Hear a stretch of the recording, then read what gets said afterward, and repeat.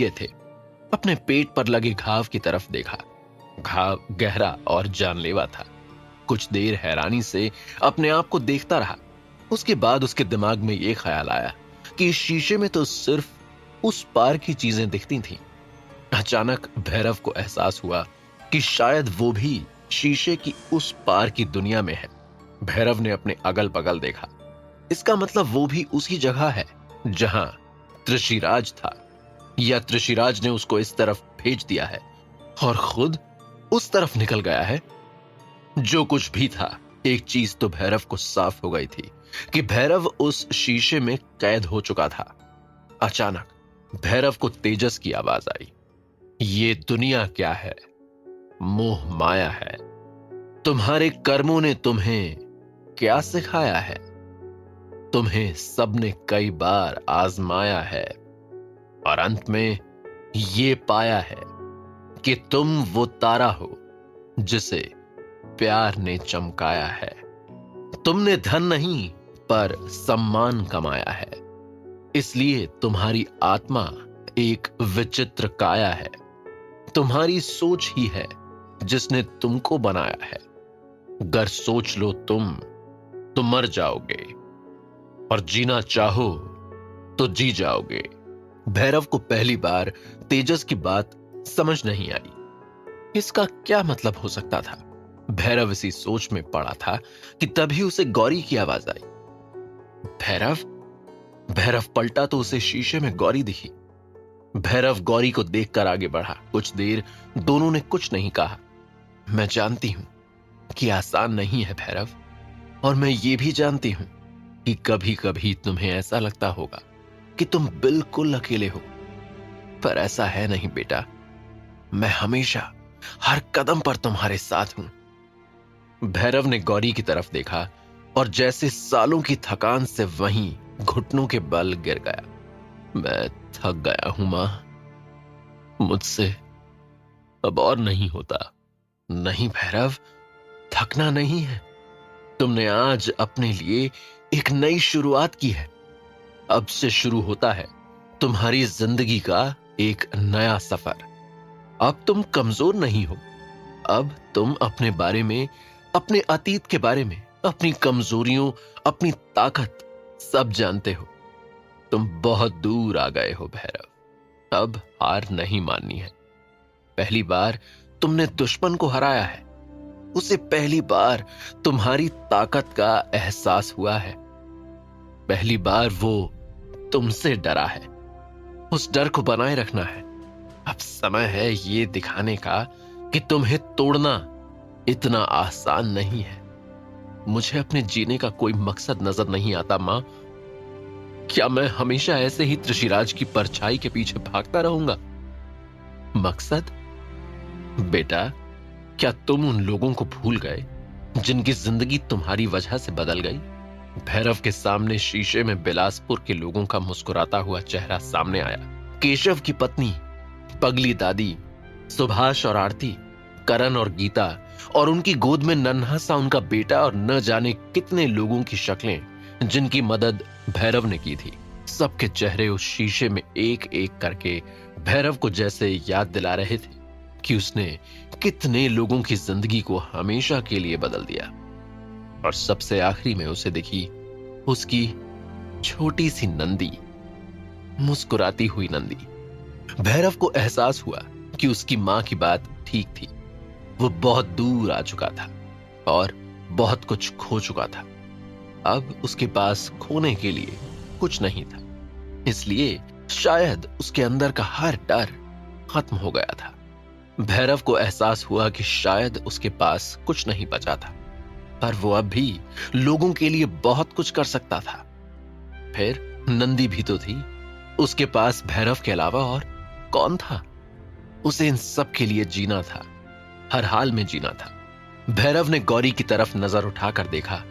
उसे ऐसा लगा जैसे गौरी उसके दिमाग में चल रही ये सारी बातें सुन सकती थी। वो मुस्कुरा रही थी। भैरव, तुम्हें वापस जाना है। तुम्हें वापस जाना है। भैरव को तेजस की बात याद आई। तुम्हारी सोच ही है जिसने तुमको बनाया है। अगर सोच लो तुम तो मर जाओगे, और जीना चाहो तो जी जाओगे। गौरी की तस्वीर धुंधली होने लगी और गायब हो गई। अब सामने शीशे में भैरव अकेला अपने घुटनों पर बैठा था। भैरव का हाथ जैसे गौरी को ढूंढने के लिए शीशे की तरफ बढ़ा, पर जैसे ही भैरव ने शीशे को छुआ, उसे ऐसा लगा जैसे उस शीशे ने भैरव को अपने अंदर खींच लिया हो। भैरव की आंख खुली तो वो एक छोटे से कमरे में था। भैरव की आंखों से सब कुछ धुंधला दिख रहा था। उसका सर दर्द से फट रहा था। उसके जिस्म का एक एक हिस्सा दर्द से जैसे टपक रहा था। भैरव खुद को तेज बुखार में जलता महसूस कर पा रहा था। उसने कुछ कहने के लिए मुंह खोला। उसके मुंह से गर्म हवा के सिवा कुछ नहीं निकला, पर एक धुंधला सा चेहरा उसके मुंह पर छुप गया। तुमने तो डरा ही दिया था राजा, हमें तो लगा अब नहीं लौटोगे। भैरव उस आवाज को कैसे ना पहचानता। एक ही तो आदमी था जो उसको भी राजा कहता था। गुरु। गुरु किसी को आवाज देता हुआ कमरे से बाहर भागा, पर भैरव की आंखें फिर भारी होने लगीं और वो बेहोश हो गया। पर भैरव के इतना समझ में आ गया था कि वो जिंदा है। दिन और पल गिनना भैरव के लिए संभव नहीं था। कई दिनों भैरव को हल्का सा होश आता। वो थोड़ी देर तक इधर उधर देखता और फिर बेहोश हो जाता। हर बार जब उसकी आंख खुलती तो गुरु के साथ उसे एक नया चेहरा कमरे में दिखाई देता था। भैरव की इस बार जब आंख खुली तो बाहर सुबह हो रही थी, पर आज भैरव की आंखों में धुंधलापन नहीं था। वो बाहर की सुबह साफ साफ देख पा रहा था। तभी भैरव को अपने बाएं हाथ पर एक कोमल हाथ का एहसास हुआ। भैरव ने देखा तो एक 18-19 साल की लड़की उसके पास घुटनों को मोड़कर बैठी थी और उसके बाएं हाथ पर कोई मरहम लगा रही थी। वो मरहम लगाने में इतनी मगन थी कि उसे भैरव के होश में आने का पता ही नहीं चला। तुम कौन हो? भैरव ने पूछा तो लड़की उछलकर दूर हुई और भैरव को ऐसे देखने लगी जैसे वो कोई जादुई चीज हो। लड़की ने हाथ बढ़ाया और खुद को चुटकी काटी और फिर चिल्लाती हुई कमरे से बाहर चली गई। भैरव को यकीन हो गया कि वो किसी पागल खाने में आ गया है। तब तक दौड़ता हुआ गुरु अंदर आया। गुरु के चेहरे पर थकान और चिंता दोनों थी। राजा, कैसा लग रहा है अब? ऐसा लग रहा है कि हम कहीं सर के बल गिर गए थे। भैरव ने गुरु को हंसाने के लिए ये बात कही थी, पर गुरु हंसने के साथ साथ रोने लगा।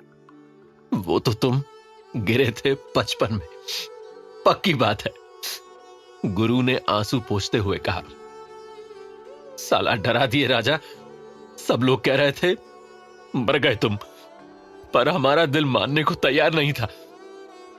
गुरु ने खुद को संभालते हुए कहा, तो तुम ही हो जो मरने भी नहीं दिए हमको चैन से। ऐसे कैसे मरने देंगे? पर सच में जब उस दिन महल के उस कमरे में तुमको लहूलुहान जमीन पर पड़ा देखा, लगा कि बचा नहीं पाएंगे। पर बहुत लोगों की दुआएं हैं तुम्हारे साथ राजा, मौत को चकमा देकर लौटे हो। गुरु सच कह रहा था। भैरव सच में मौत को छू कर लौटा था, पर अभी सब कुछ गुरु को बताने की ताकत नहीं थी उसमें। हम लोग हैं कहां? हम महर्षि के आश्रम में हैं भैरव। महर्षि तुम्हें खुद महल से यहां लेकर आए हैं। महल? उन्हें कैसे पता था कि हम महल में थे? भैरव ने समझने की कोशिश की। महर्षि ने कहा कि उन्हें तुम्हारे पिता कुंदन बैरागी ने बताया था कि तुम कहां हो। भैरव गुरु की बात को समझने की कोशिश करने लगा। कुंदन बैरागी ने बताया था मतलब? क्या कुंदन बैरागी जिंदा था? क्या गौरी सच कह रही थी? क्या यह भैरव की नई जिंदगी की शुरुआत थी? क्या है महर्षि का सच? क्या सच में कुंदन बैरागी जिंदा है? जानने के लिए सुनते रहिए पॉकेट एफएम।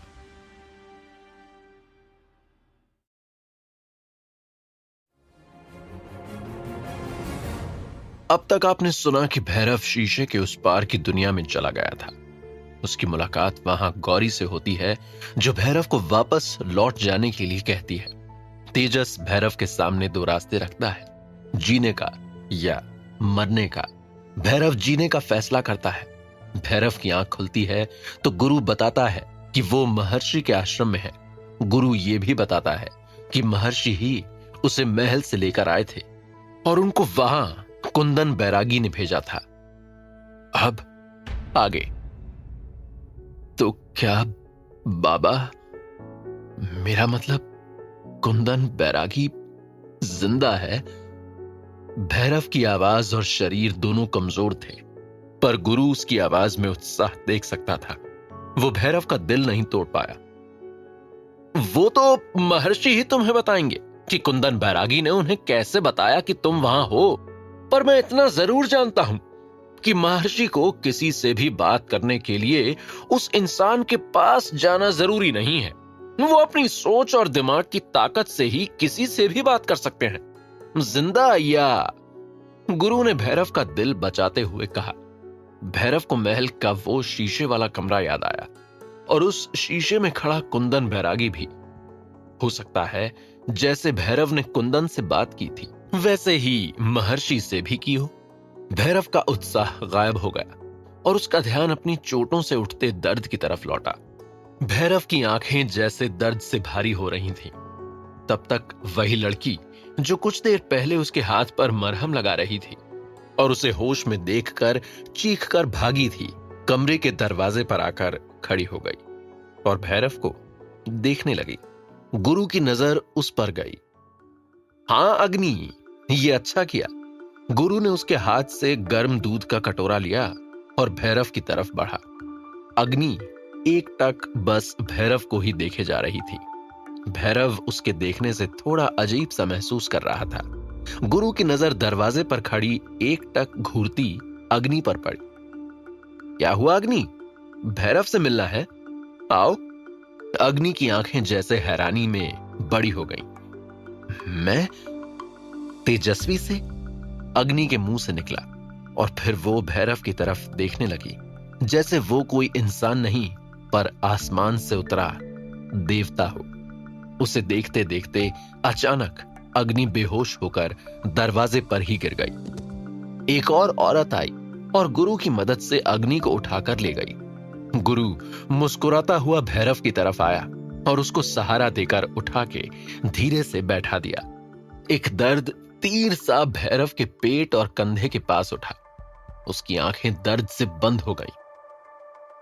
जख्म अभी गहरा है, भरने में वक्त लगेगा, गुरु ने भैरव का चेहरा देखते हुए कहा। दूध पी लो, अभी गर्म है, आराम मिलेगा।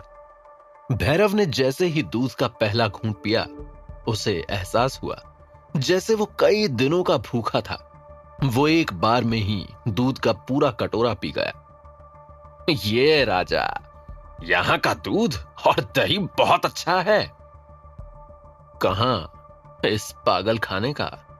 गुरु समझ गया कि भैरव अग्नि की अजीब हरकतों की वजह से ऐसा कह रहा है। पागल खाना नहीं है, तराई का सबसे बड़ा आश्रम है, और जिस पागल की तुम बात कर रहे हो वो बेचारी तो तुम्हारे प्यार में पागल है।